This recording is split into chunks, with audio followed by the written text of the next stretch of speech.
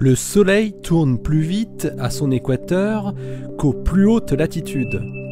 Des observations de cette rotation différentielle ayant été suivies depuis très longtemps par le mouvement des taches solaires.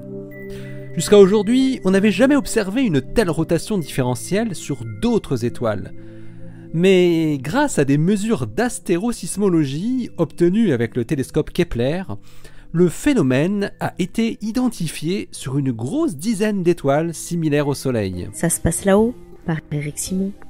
La rotation différentielle du Soleil peut être non seulement suivie avec le mouvement des taches solaires, mais aussi par héliosismologie, l'étude de la propagation d'ondes acoustiques dans les couches internes du Soleil. Comme sur les étoiles lointaines, il est très difficile, pour ne pas dire impossible, d'observer des taches sur leur enveloppe, mais que, en revanche, on a le moyen d'étudier leurs vibrations internes, qu'on appelle alors l'astérosismologie.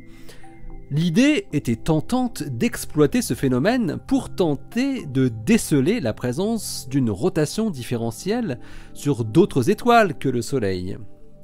C'est ce qu'ont entrepris une équipe d'astrophysiciens menée par Othman Ben Omar de l'université de New York à Abu Dhabi, l'antenne de Abu Dhabi plus exactement, avec un télescope très bien adapté pour étudier l'astérosismologie, le chasseur d'exoplanètes Kepler.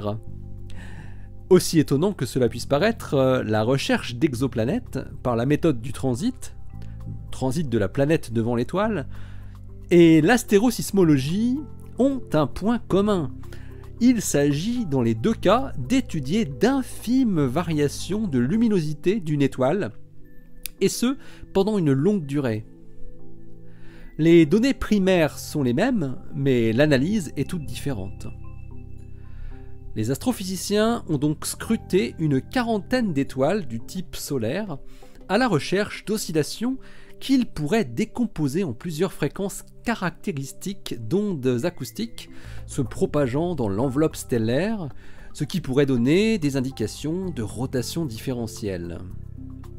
Le phénomène de rotation différentielle dans les couches externes des étoiles est considéré jouer un rôle important dans l'activité magnétique. Sauf que les mécanismes qui génèrent et maintiennent la rotation différentielle sont encore très mal compris.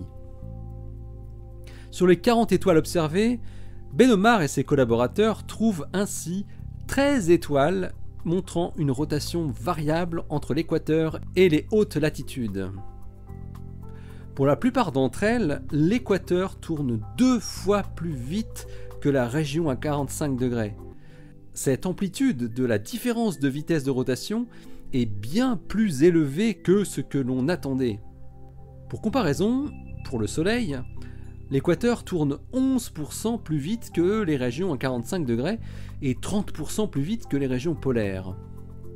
Ce qui est étonnant dans ce phénomène de rotation différentielle, c'est qu'elle concerne seulement les couches de convection.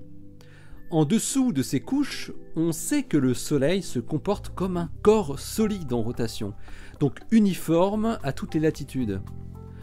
Il est donc très important de voir ce phénomène dans d'autres étoiles que le Soleil pour mieux le cerner. Les chercheurs expliquent dans leur article publié dans Science aujourd'hui comment les ondes acoustiques qui traversent les couches stellaires à différentes profondeurs s'avèrent avoir une sensibilité à la rotation qui dépend de la latitude. C'est cette particularité des ondes sismiques dans les étoiles qui leur permet ensuite d'évaluer les différences de vitesse de rotation entre l'équateur et les latitudes plus élevées jusqu'au pôle, mais aussi en fonction du rayon à partir du centre des étoiles. Et les chercheurs observent toujours le même schéma. C'est l'équateur qui tourne plus vite que les pôles, jamais le contraire. Une systématique qui devrait permettre de comprendre des choses. Les grandes valeurs de différence de vitesse de rotation entre équateur et pôle mettent en défaut les modèles théoriques. Les astrophysiciens américains, japonais et européens pensent que cette grande différence reflète une grande anisotropie dans la turbulence des couches de convection, ce qui induirait un transport de moments cinétiques très efficace et une suppression de la viscosité. Par ailleurs, les champs magnétiques à grande échelle tendent à réduire les différences de rotation via la force de Lorentz. Mais les résultats de Benomar et ses collaborateurs montrent que la force de Lorentz est très inefficace dans les étoiles étudiées. Le champ magnétique à grande échelle serait alors transporté efficacement dans les régions très profondes des étoiles, là où on attend une rotation rigide. Pour expliquer ce comportement, les astrophysiciens parlent de pompage magnétique. La recherche des exoplanètes peut mener à acquérir une connaissance très approfondie sur le fonctionnement des étoiles, et du Soleil en particulier. On comprend pourquoi les spécialistes attendent avec impatience l'arrivée de Plato en orbite vers 2026, qui devrait étudier plusieurs dizaines de milliers d'étoiles, comme l'a fait Kepler.